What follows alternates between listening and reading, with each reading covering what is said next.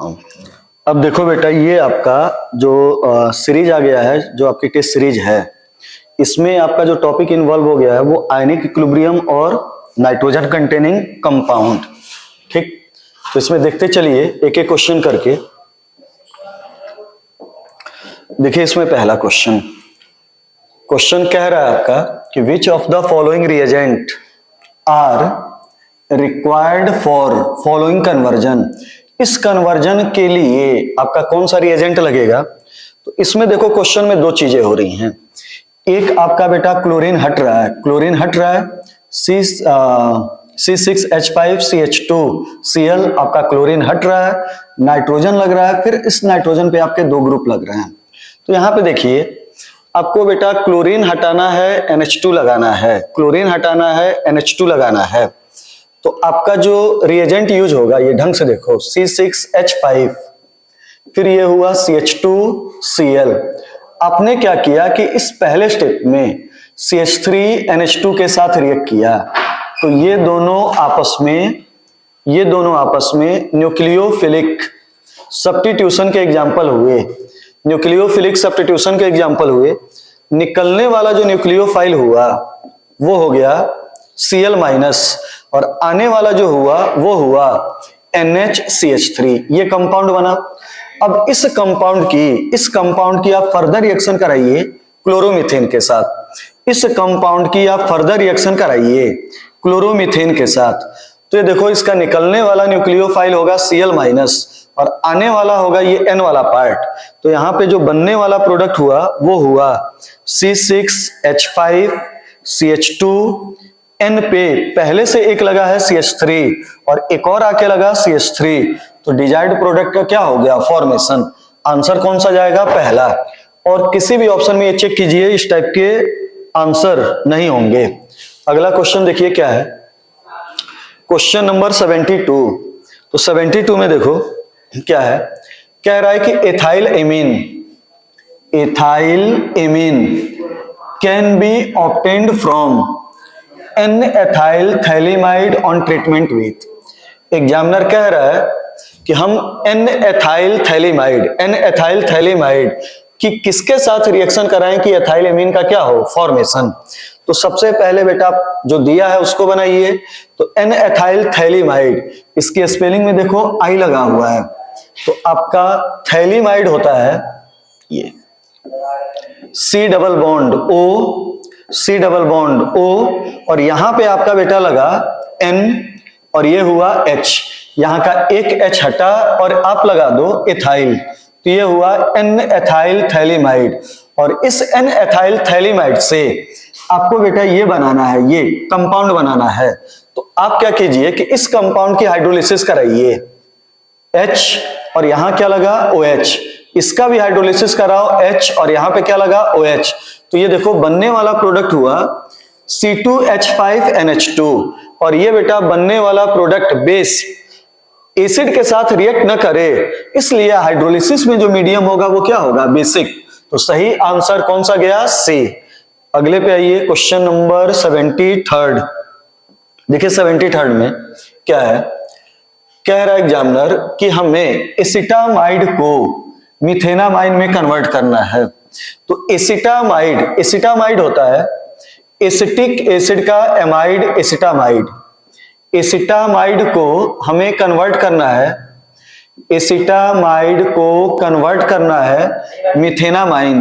Methenamine का formula होगा CH3NH2।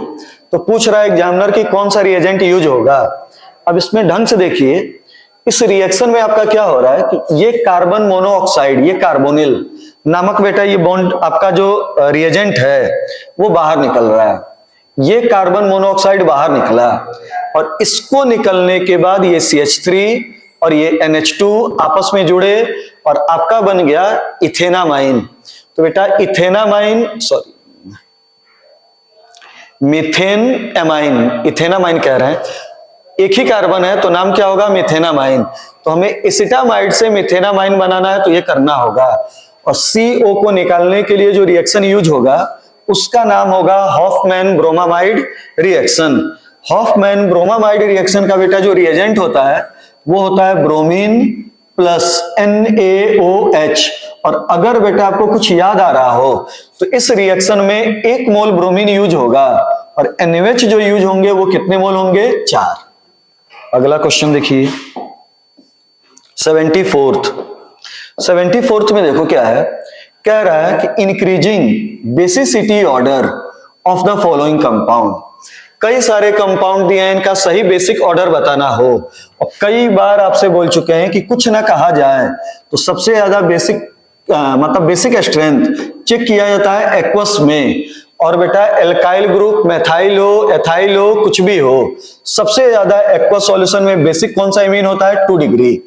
तो देखिए इसमें 1 डिग्री, 3 डिग्री, ये बेटा बेंजीन है, फेनाइल ग्रुप, ये तो आपका हो गया एरोमेटिक।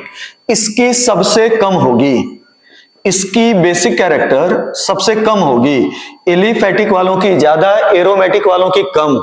और बी वाले को देखिए ये 2 डिग्री है, तो सबसे ज्यादा बेसिक कैरेक्टर होता है 2 डिग्री। कोई भी ग्रुप लगा हो, मेथाइल हो, एथाइल हो, कुछ भी हो, सबसे ज्यादा बेसिक होगा 2 डिग्री और सबसे कम कौन होगा? एरोमेटिक। वो ऑप्शन चेक कीजिए जिसमें बी का सबसे ज्यादा और डी का सबसे कम। तो आंसर कौन सा गया? डी। क्वेश्चन नंबर 75 देखिए इसमें कह रहा है कि aniline is more stable then anilinium ion because. तो ये देखो इसकी रीजनिंग, एनिलीन ये आपका हुआ, एनिलीन की जो स्टेबिलिटी होगी वो ज्यादा होगी, और एनिलीनियम आयन ये आपका हुआ, एनिलीनियम आयन ये आपका हुआ डबल बॉन्ड NH3 प्लस, ये आपका हुआ।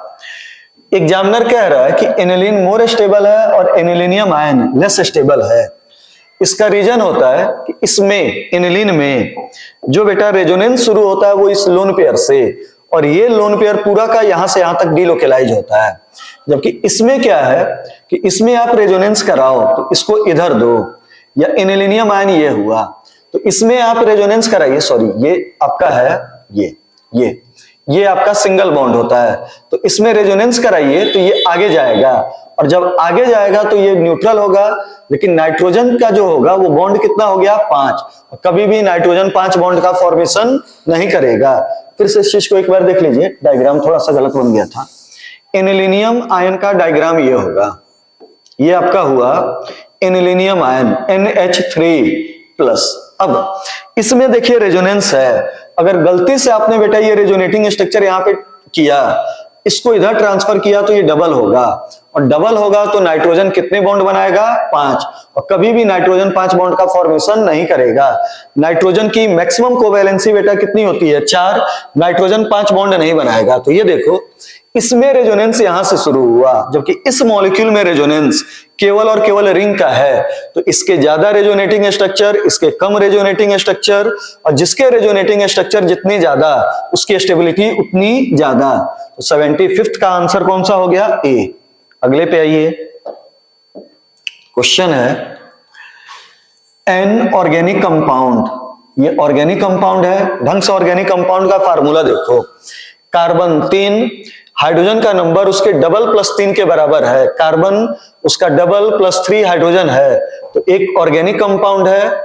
इस ऑर्गेनिक कंपाउंड को ट्रीट किया जा रहा है nitrous acid, nitrous acid HNO2 के द्वारा।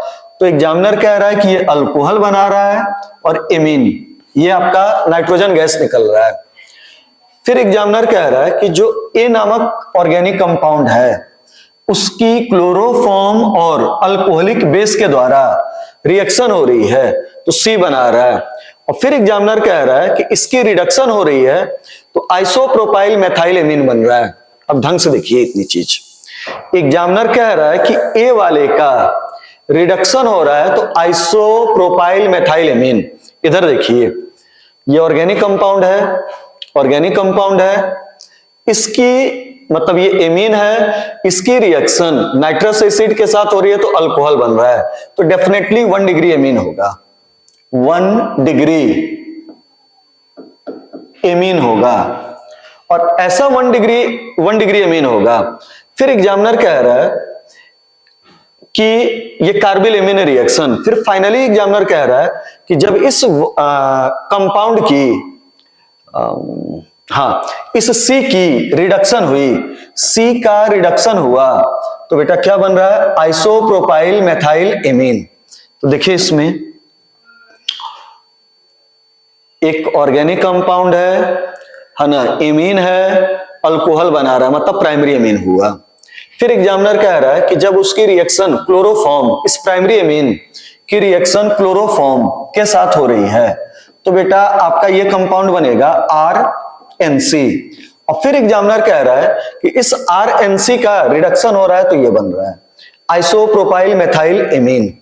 तो चलिए लास्ट से चेक कर लें कि क्या होगा, प्राइमरी एमीन तो होगा, और प्राइमरी एमीन होगा तो आंसर ये नहीं होगा, आंसर या तो ये होगा या आंसर ये होगा या आंसर ये होगा। अब चेक किया जाए कि इनमें से कौन सा प्राइमरी एमीन का आंसर सही होगा। तो ये जो फाइनल प्रोडक्ट बना है ये आइसोप्रोपाइल मेथाइल एमीन, तो यहां से देखिए आइसोप्रोपाइल मेथाइल एमीन मतलब कह रहा है कि ये एक सेकेंडरी एमीन है जिसमें एक साइड लगा है आइसोप्रोपाइल और एक साइड लगा है मेथाइल। ये देखो ये सेकेंडरी एमीन NH, एक साइड लगा मेथाइल और एक साइड लगा है आइसोप्रोपाइल, एक साइड लगा है आइसोप्रोपाइल और एक साइड लगा है मेथाइल।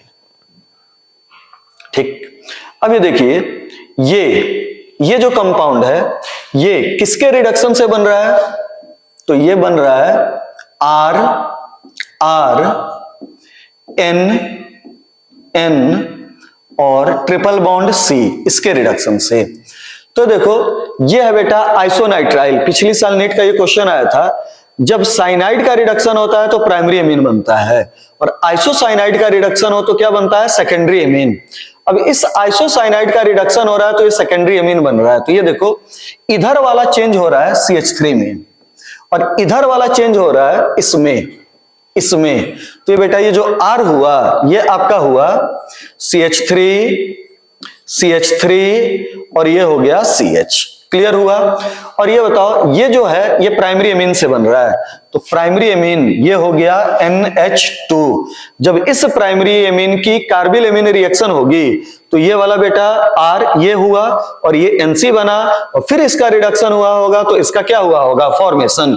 तो इन चारों में से जो सही आंसर अब जाएगा वो आपका कौन सा हो गया, A। ढंग से देख लीजिए इस क्वेश्चन को, सिंपल है लेकिन अच्छा क्वेश्चन है। अगला देखिए क्वेश्चन नंबर 77 में देखो कह रहा है कि ये रिएक्शन हो रहा है, क्या बनेगा, ये रिएक्शन हो रहा है और बनने वाला प्रोडक्ट क्या होगा।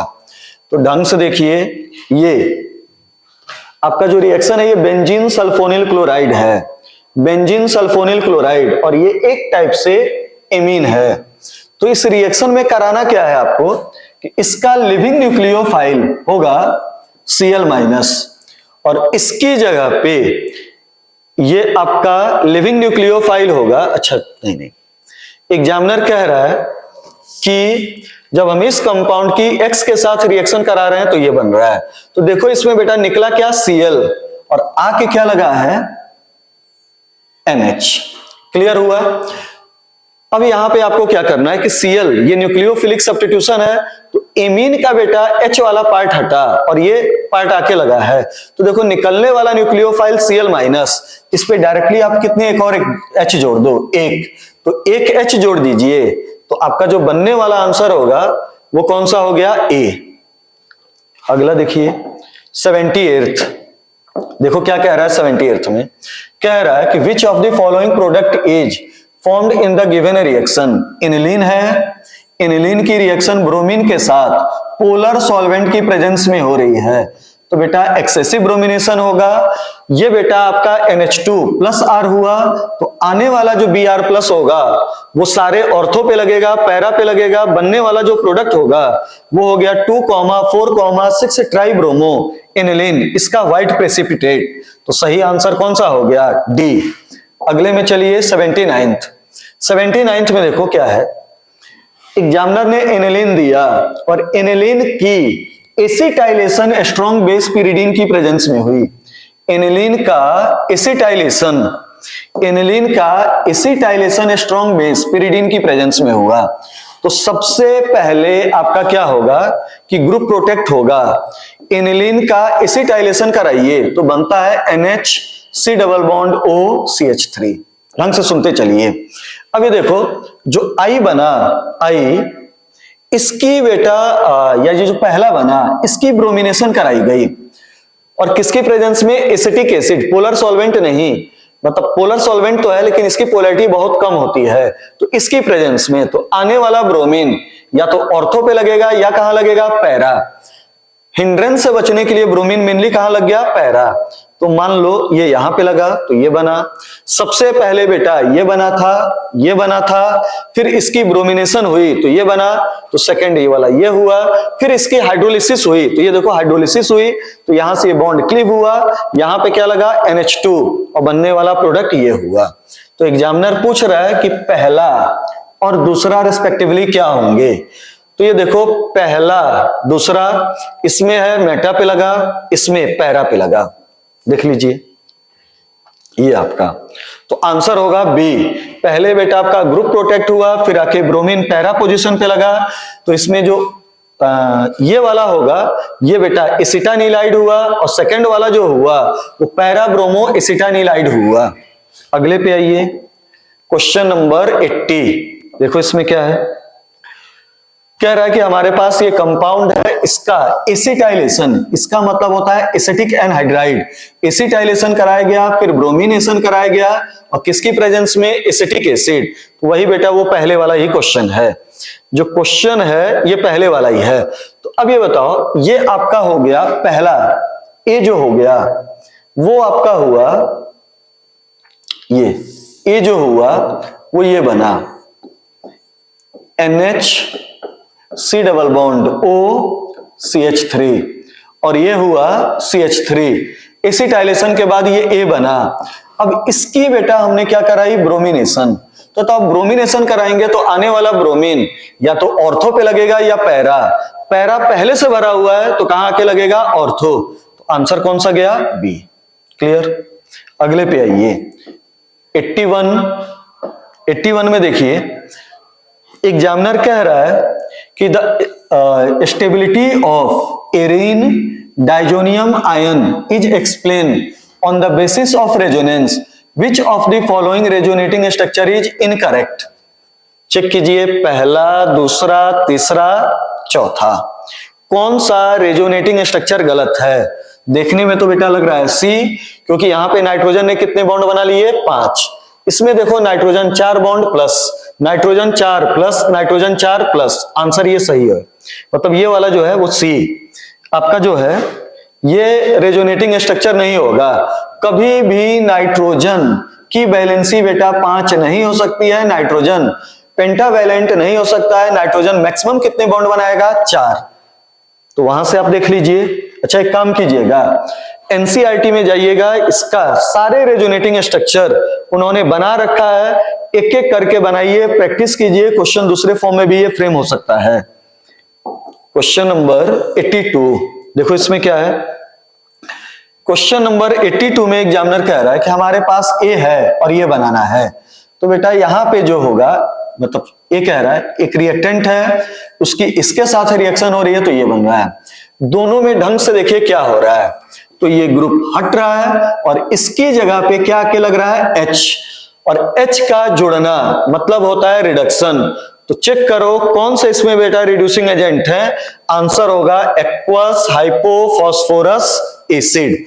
या तो ये यूज होता है इस रिएक्शन में बेटा, या तो ये रिएजेंट यूज होता है या यूज होता है एथाइल अल्कोहल। इसको हटाना हो, H चिपकाना हो तो रिड्यूसिंग एजेंट यूज होगा। 2 रिड्यूसिंग एजेंट एनसीईआरटी में दिया है, एक्वस H3PO2 या बेटा आपका एथाइल अल्कोहल। अगले पे आइए, क्वेश्चन नंबर 83 बेटा कपलिंग रिएक्शन किसका एग्जांपल होता है? इलेक्ट्रोफिलिक सब्स्टिट्यूशन का। इलेक्ट्रोफिलिक सब्स्टिट्यूशन जब कभी भी बेंजीन डाइजोनियम सॉल्ट को ऐसे कंपाउंड जिसमें बेंजीन के ऊपर बेटा +R ग्रुप लगा हो, इसके साथ रिएक्शन कराया जाए तो ये जो बेंजीन डाइजोनियम आयन है इसका ये इलेक्ट्रोफिलिक पार्ट इसके ऑर्थो पोजीशन या पैरा पोजीशन पे आके लगता है, मतलब इलेक्ट्रोफिलिक सब्स्टिट्यूट होता है, ये इलेक्ट्रोफाइल इसके रेस्पेक्ट में या तो ऑर्थो या पैरा पे लगता है, इलेक्ट्रोफिलिक सब्स्टिट्यूशन होगा। मेनली इलेक्ट्रोफाइल लगता है पैरा पे हिंड्रेंस से बचने के लिए, लेकिन अगर पैरा सेटिस्फाइड है तो कहां लगेगा? ऑर्थो। तो ये हुआ इलेक्ट्रोफिलिक सब्स्टिट्यूशन। क्वेश्चन नंबर 84 देखिए इसमें क्या है, आपका बेटा बेंजीन डाइजोनियम सॉल्ट है और उसकी इसके साथ रिएक्शन हो रही है, तो एग्जामिनर पूछ रहा है कि क्या बनेगा। तो ये देखो इसमें पैरा पोजीशन पे बेंजीन डाइजोनियम आयन आके जाके लगेगा और ये होगा, तो बेटा ये जो पैरा हाइड्रोक्सी होगा तो ये देखो ये होगा नहीं, इसमें दोनों साइड OH, इसमें बेटा ये है, तो आंसर ये देखिए रिएक्शन, इसको इस इलेक्ट्रोफाइल को इसके पैरा पोजीशन पे ले जाके लगाइए तो देखिए ये बना आपका, और इसका नाम होता है para hydroxy azobenzene, para hydroxy, और इस कंपाउंड का नाम होगा एजोबेंजीन, जो एक बेटा किस कलर का डाई होता है? फिनॉल यूज हुआ है तो ये किस कलर का डाई होगा? ऑरेंज। और अगर इसी में बेटा ये एनिलीन होता तो येलो डाई का क्या होता? फॉर्मेशन।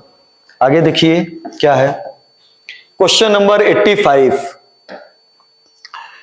देखिए कह रहा है कि among the given compound the one that would form a brilliant colored dye on treatment with HNO2 in dilute HCl followed by addition of alkaline solution of beta naphthol।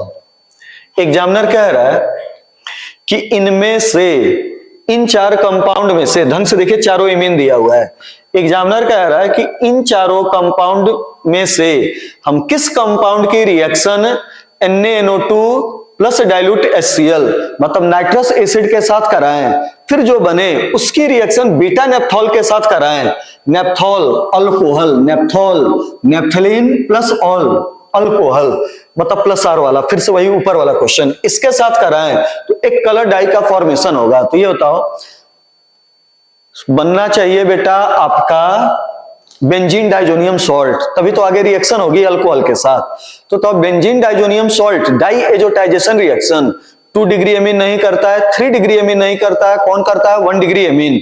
तो इन चार ऑप्शन में से देखिए कि कौन 1 डिग्री एमीन है। तो देखो ये भी 1 डिग्री एमीन और ये भी 1 डिग्री एमीन, ढंग से देखो, लेकिन इस 1 डिग्री एमीन को देखो, इसका नेचर एलिफैटिक और इसका नेचर क्या है? एरोमेटिक। और बताओ diazotization reaction aliphatic amine की प्रॉपर्टी होती है कि एरोमेटिक? एरोमेटिक। तो आंसर कौन सा जाएगा? सी। तो ये आपका हो गया। अगला देखिए क्वेश्चन, अगला, अब बेटा इसमें कोई क्वेश्चन है नहीं, टोटल ऑर्गेनिक के केवल और केवल नाइट्रोजन कंटेनिंग के आपके 15 क्वेश्चन थे, सिंपल क्वेश्चन थे, ठीक, लगभग सारे के सारे आपके सही हुए होंगे। Thank you.